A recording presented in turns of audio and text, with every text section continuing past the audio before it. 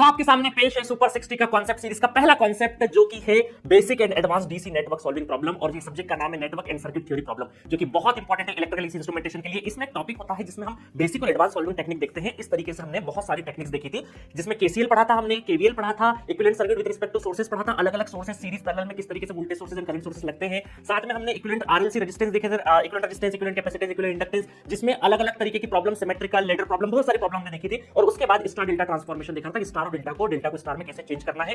Bridge problem भी बताया था कि जब भी कभी 5 रेजिस्टेंस हो तो बैलेंस ब्रिज की संभावनाएं बनती, विद स्टोन ब्रिज की संभावनाएं बनती, अगर वो फेल हो जाता है स्टार डेल्टा लगता है।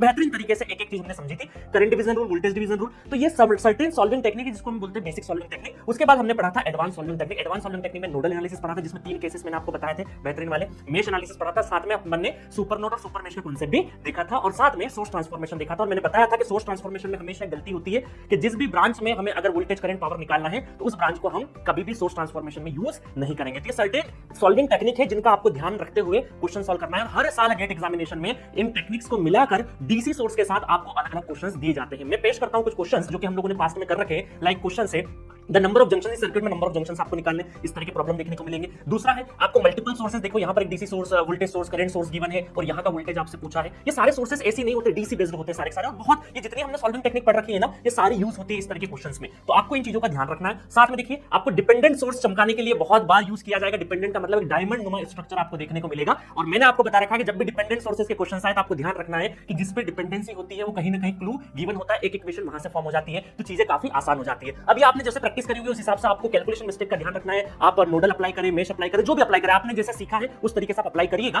और कोशिश करिए कैलकुलेशन मिस्टेक ना करें। इस तरह की प्रॉब्लम्स जो होती है उसमें कैलकुलेशन मिस्टेक बहुत होती है। लाइक जैसे ये को डायमंड शेप आ गया, देखो डिपेंडेंसी वीएक्स से, तो कहीं ना कहीं सर्किट में, पूरे सर्किट में कहीं क्लू गिवन रहेगा, जिस पे भी जब भी डायमंड शेप आ जाए तो खुश हो जाने का है, घबराने का बिल्कुल नहीं है, क्योंकि आप जिस सेंटर से पढ़े हो तो जिस पे डिपेंडेंसी है वो कहीं ना कहीं क्लू गिवन होगा। इस तरह के प्रॉब्लम, ये रिसेंट गेट के सारे प्रॉब्लम बता रहा हूं मैं। एक नन्ना मुन्ना सिंपल सा क्वेश्चन आ सकता है जिसमें एक मासूम सा वोल्टेज सोर्स और करंट सोर्स गिवन है डिपेंडेंट, तो जो सर्कल में होते हैं वो सारे इंडिपेंडेंट होते हैं, डायमंड शेप वाले डिपेंडेंट होते हैं। तो इस तरह के छोटे छोटे क्वेश्चंस आपको, ये जितनी भी सॉल्विंग टेक्निक हमने पढ़ रखी है, यहां से क्लिक होते हैं। और हर साल गेट एग्जामिनेशन में इस टॉपिक से क्वेश्चन आता ही आता है, क्योंकि ये बहुत सारे दूसरे सब्जेक्ट का बेस भी है। लाइक एनालॉग इलेक्ट्रॉनिक्स आप पढ़ोगे तो ये सारी टेक्निक वहां पर भी यूज होती है। ओपएम का करोगे, बीजेटी का करोगे, बनाओगे तो इक्विवेलेंट सर्किट ही ना, तो उसको सॉल्विंग करने के लिए बहुत इंपॉर्टेंट है सारी सॉल्विंग टेक्निक। मैंने बढ़िया तरीके से करवा रखा है।